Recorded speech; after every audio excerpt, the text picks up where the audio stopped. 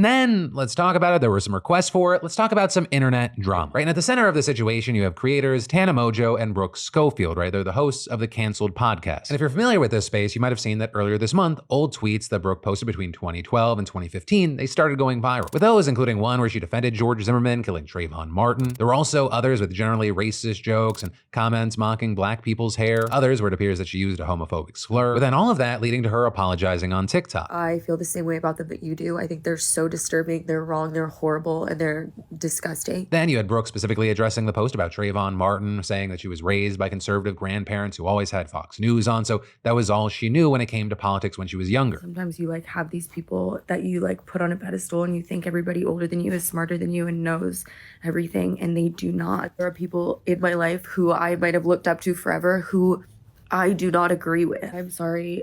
Very, very sorry. But that apology, it wasn't generally received well, with people thinking that she was passing the blame on and not owning up to her own actions. And so with that, she ended up posting a follow-up trying to take more accountability. The tweets were racist. Okay, there's no getting around that. The fact of the matter is nobody forced me to tweet those things. I tweeted those things on my own, and the blame is on me. And with all this, saying she knows that not everyone's going to forgive her, but she's going to do all the learning she can, and she later added that she's donating to the Trayvon Martin Foundation. But then after that, there was still a lot of controversy and criticism, which then seemingly prompted Tana to address the situation on yesterday's episode of the Canceled podcast. And I've made it very clear to Brooke as well that I condemn her for these tweets, and they're fucking horrible, and I have no right to forgive her as a white person for the things that she said. Tana also adding there that she didn't handle the situation well herself because she initially commented on Brooke's apology that they both grew up bad, but she now regrets that. It's not enough to just write these things off as we grew up bad, and I think that I learned that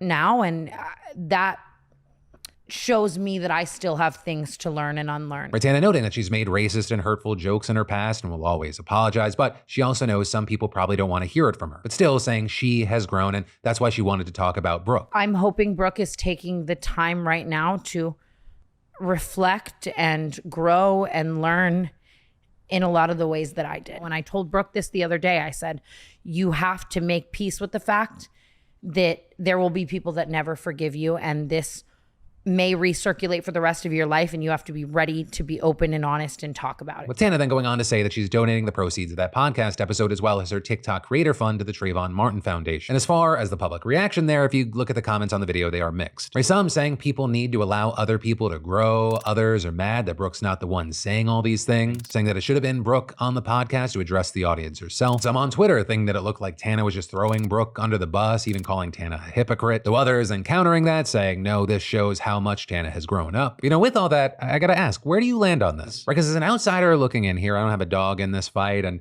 those who have watched me for a while know that I'm a big believer in that people can change. But I think where Brooke's gonna have a problem is with trust. And that's in part because of something she said in one of her videos as well as one of the previously deleted tweets. Right, because one of the big things she said in her video is, when I went to college, all of a sudden I was introduced to so many different viewpoints. There was so much diversity. And with that saying, I wrote my college thesis on racial disparities. So how things like socioeconomic standing, health, housing, income, and so many other things can be affected by your race. I didn't stop learning there, and I don't plan to stop learning about these issues ever. But then the issue for a lot of people is going to be that she also tweeted in the past, I started faking liberal views when writing college papers, and it's so concerning how much my grades have improved since. And so you have a lot of people going, okay, so does that mean everything we're seeing now, is that just more faking? And fortunately or unfortunately for Brooke, whatever the truth may be, that is in the eye of the beholder. Or the people she's trying to apologize to now, their perception is their reality. So yeah, I gotta ask, especially if you're fans or former fans, what are your thoughts here?